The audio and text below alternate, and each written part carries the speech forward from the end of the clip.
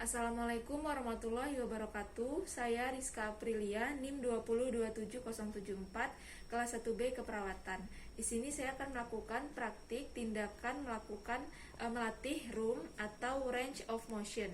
Room sendiri adalah suatu gerakan otot pada seseorang yang harus dilatih karena sesuatu.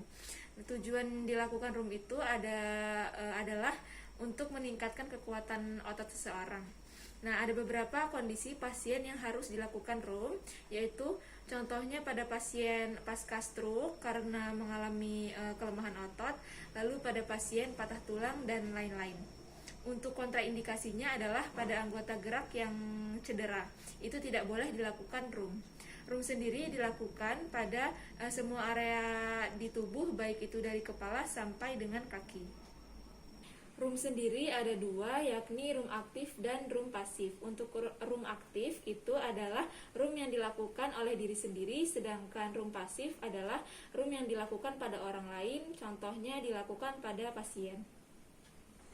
Sebelumnya kita harus melakukan pengkajian terlebih dahulu, lihat catatan perkembangannya apakah dibutuhkan room atau tidak. Kemudian ada kontraindikasi atau tidak, misalnya tangan yang sebelah sini patah, berarti tangan yang di sini tidak boleh dilakukan room. Kemudian di mana area kelemahannya dan lain sebagainya.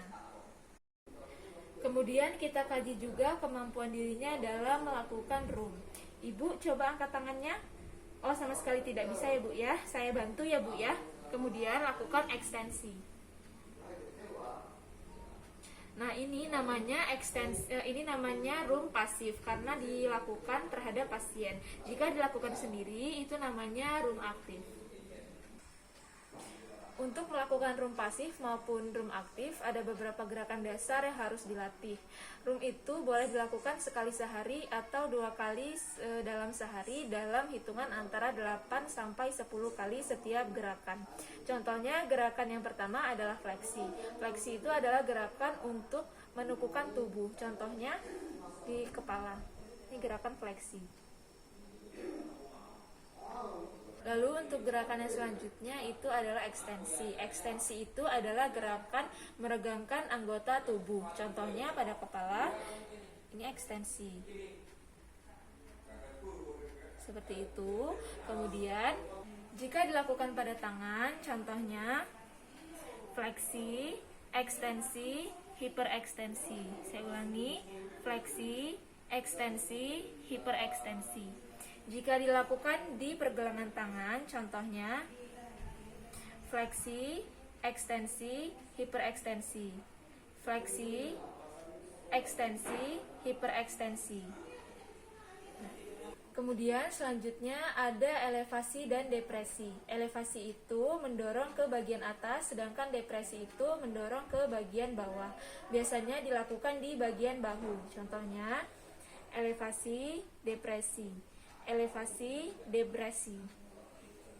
Kemudian rotasi yang berarti memutar 360 derajat. Contohnya itu pada kepala.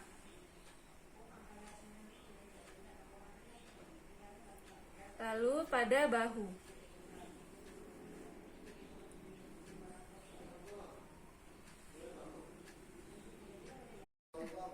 Kemudian ada abduksi dan aduksi. Untuk abduksi itu menjauhi badan, sedangkan aduksi itu mendekati badan. Contohnya dilakukan pada tangan. Abduksi, aduksi, abduksi, aduksi. Bisa juga dilakukan pada kaki. Selanjutnya ada supinasi, pronasi, dan laterasi. Untuk supinasi, keadaan tangannya terbuka seperti ini. Sedangkan untuk pronasi, keadaan tangannya telungkup seperti ini. Dan untuk laterasi, keadaan tangannya miring seperti ini. Jadi, supinasi, pronasi, dan laterasi. Saya ulangi, supinasi, pronasi, dan laterasi. Kemudian selanjutnya ada sirkumduksi. Sirkumduksi itu hampir mirip dengan rotasi, tapi bedanya dia itu 180 derajat ke belakang. Contohnya seperti ini. Ini namanya sirkumduksi. Dan yang terakhir ada Hiperekstensi itu keadaan agak mendengak ke belakang. Contohnya pada kepala, yakni ini namanya hiperekstensi. Baik Ibu, sudah selesai ya Bu ya latihan roomnya. Semoga cepat sembuh ya Bu ya. Saya pamit ya Bu. Assalamualaikum. Baik, tindakan room sudah saya lakukan. Terima kasih. Wassalamualaikum warahmatullahi wabarakatuh.